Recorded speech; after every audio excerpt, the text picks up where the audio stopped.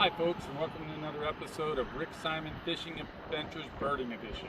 Well, for this episode, we're examining and looking at birds in Montana and Idaho.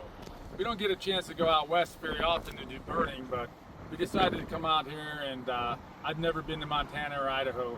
Basically, I have 5 states to go to get to all 50.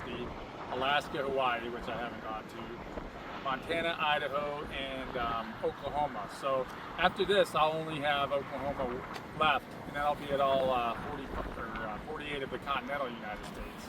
Along with this, I always like to take my family with me traveling if I can.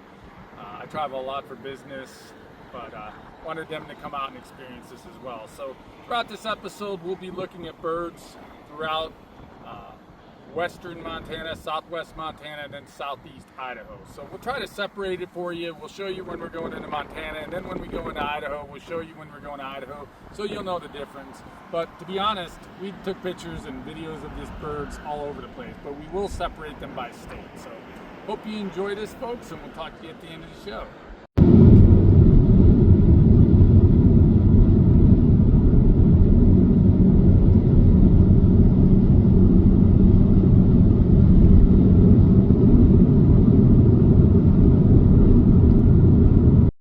Well, folks, if you're new to bird watching, this isn't a bird, it's a bull.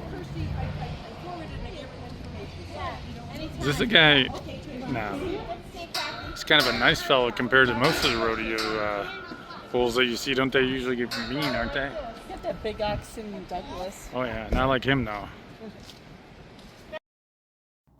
Here, folks, is the rock pigeon. You're probably used to seeing these in your hometown as they are found throughout the United States.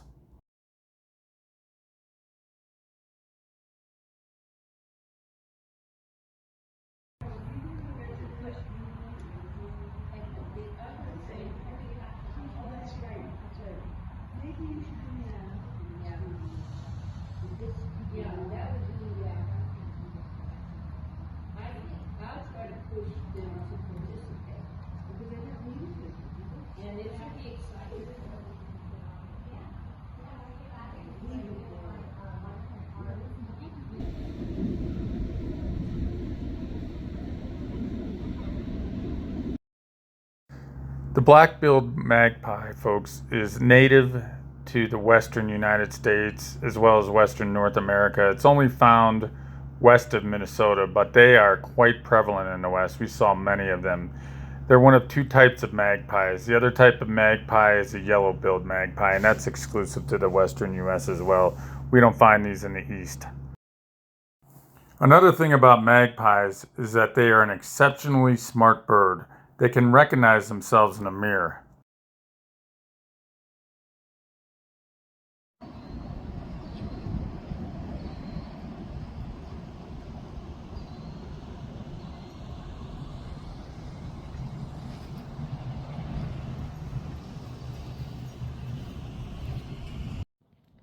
Could be some kind of hawk.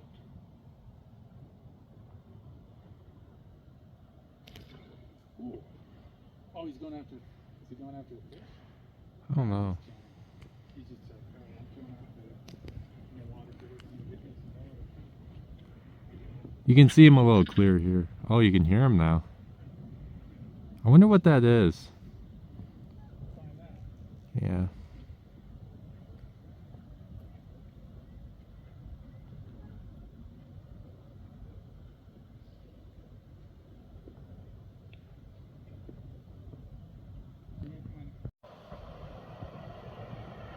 This here, folks, is a red-winged blackbird. I guess you could probably figure out why they call him the red-winged blackbird if you look at him. There's his colleague over next to him. There's a bunch of them over here.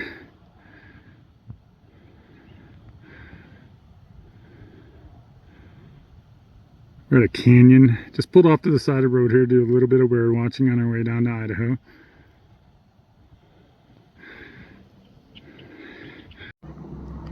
Usually these red-winged blackbirds, as you can see, go in flocks, folks. So when you see one, you see a lot of them. There's a ton of them here at this reservoir. A good place for them to get water and feed on things of that nature.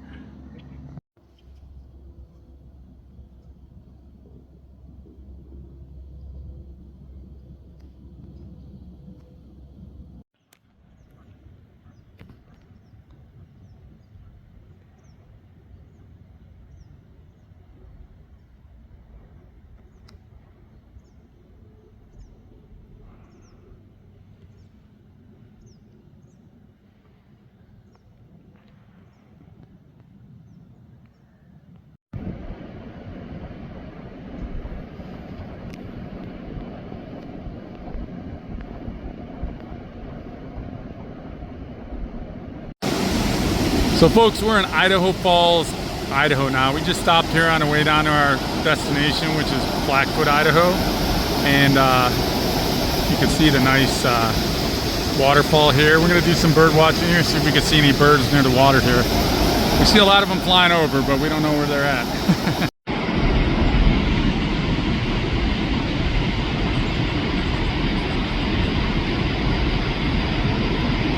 Hey buddy, how you doing? You're not an eastern gray squirrel, obviously, because you're from the west. What kind of squirrel are you? Folks, the reason that I know that this is a fox squirrel, first of all, I know it's not an eastern gray squirrel because I'm in Idaho. However, the fox squirrel has more of a red stomach. The eastern gray squirrel has a white stomach. Now what this fox squirrel is doing is he's eating this pine cone and taking seeds out of it for nutrients. My wife Sarah was able to get right up next to him, and he was so ingrained in eating his pine cone that he didn't even care. You might say, how do we know this isn't a red squirrel?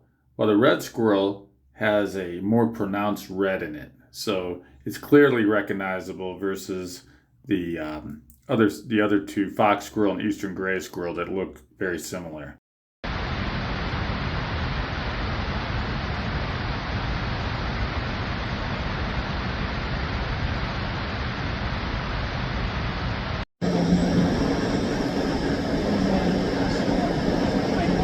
This is a nice looking bird here. See him, Wayne? Yeah.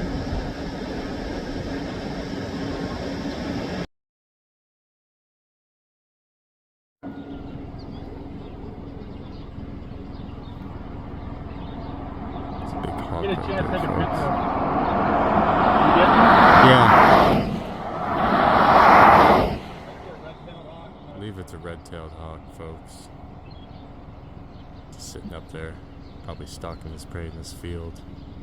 I'm going after some field mice.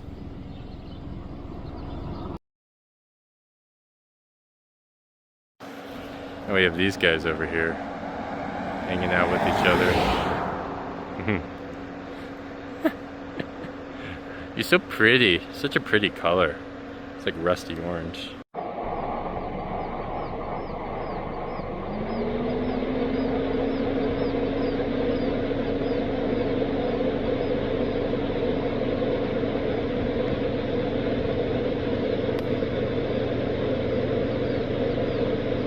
Hey buddy, look over here, smile. Yeah.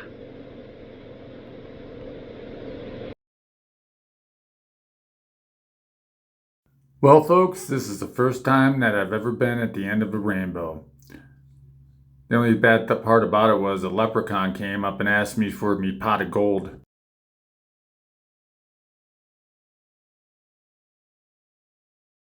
Here we have our great blue heron, folks. You can tell it has a very, very pronounced neck, and it draws it in when it flies. It draws its head in when it flies, as opposed to the crane. They have a ton of these around Massachusetts and Rhode Island as well, so expect these in future birding episodes when we're doing them back home. Look at it closer. I'd have to see it fly. The blue heron tucks in its neck when it tucks in its head when it flies, and I don't want to scare it or anything. So the barn swallow is prevalent not only in North America but throughout the world. They are known as master nest builders. Barn swallows like to perch on fences, as you see here, especially around farms where food is prevalent.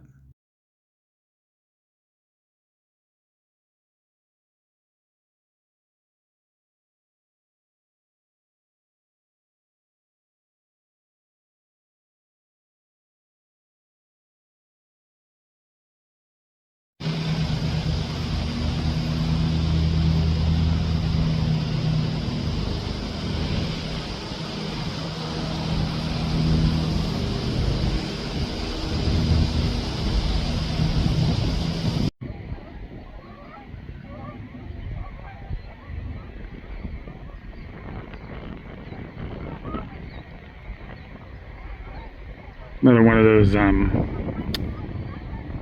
think that's a And then one has killdeers.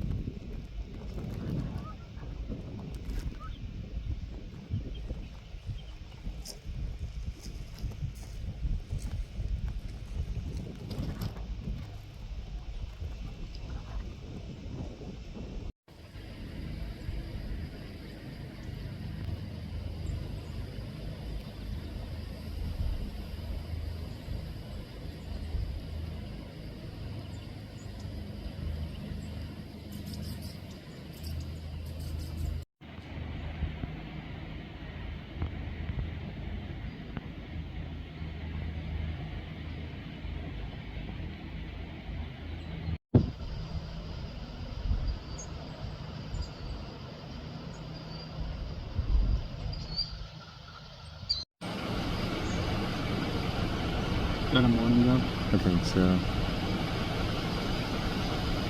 Show the audience, we'll drive by them real slow and the audience can see why they're all...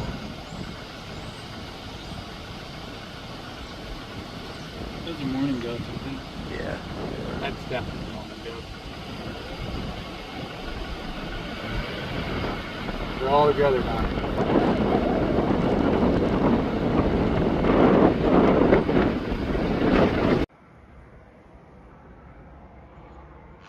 My wife Sarah took a video of this great blue heron. As you can see, he tucks his neck and head in when he flies.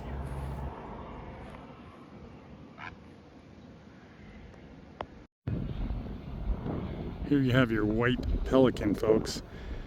If you live in Florida, you're probably used to the brown pelican, but out west they have the white pelican. And you can see him right there, a beautiful bird.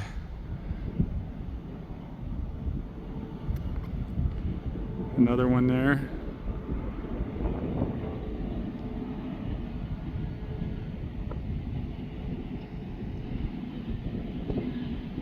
I'm not sure what this bird is. I can't see it. My eyes aren't as good as they used to be, but if it gets closer, I'll find out. It must be a cormorant because it's going underwater, but it's not the double-crested cormorant. I don't think. It looks smaller. Right there.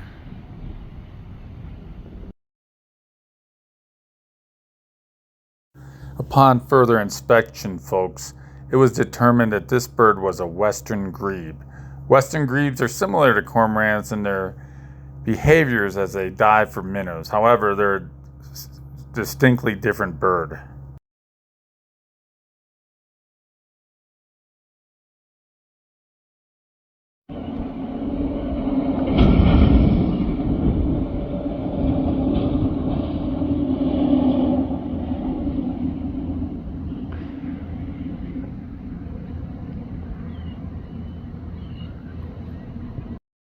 So this is the red-billed gull, folks. You see these throughout the U.S. What you saw earlier was a California gull. They're a bit larger, and they're more in the western U.S. in terms of like the Pacific Northwest, California, those type areas, Idaho. Another western grebe, folks.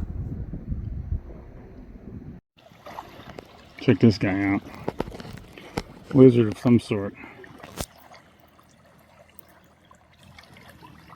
See if I can catch him. Hey buddy, come here.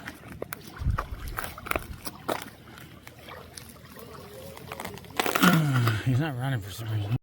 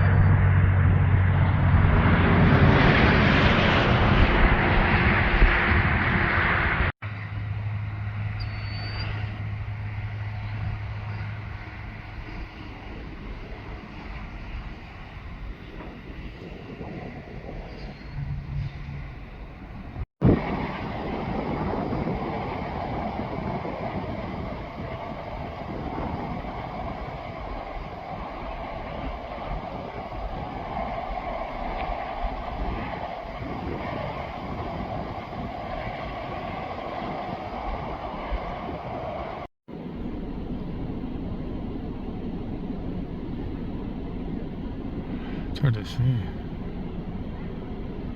Get a close-up picture of it, see if I can see it a little bit better. It's a sparrow, there's no doubt, but I can't tell which kind.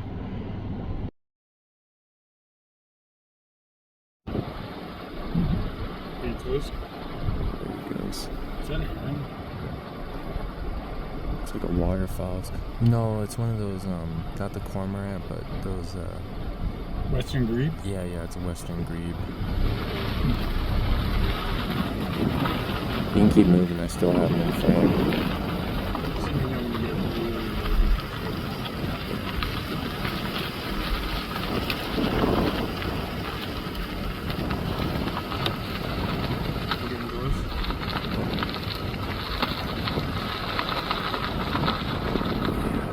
It's definitely a western grebe. I'm gonna take a photo of him real quick.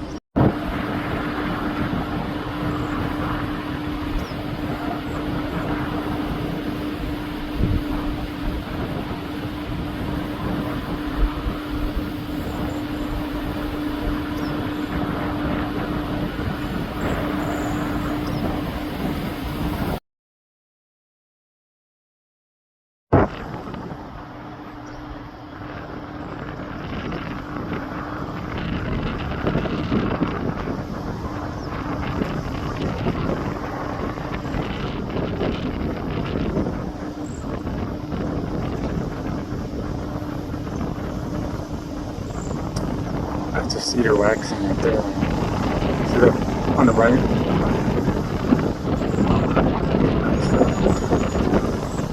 There you go. Well, folks, I hope you enjoyed that episode of Rick Simon Fishing Adventures Birding Edition. Montana and Idaho both have unique birds. We saw quite a few. Always want to see more, but considering that we were doing a lot of sightseeing and other things, going to museums and just driving around and enjoying these two beautiful states, we really found some nice birds. So we hope that you enjoyed these, and we hope that, as always, you learned something by watching this episode. We're going to be having some a fishing episode here next Saturday.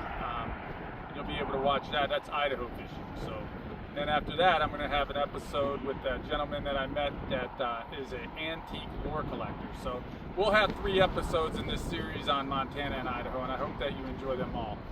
We'll talk to you on the next one, folks. Thanks for watching, and have a great day.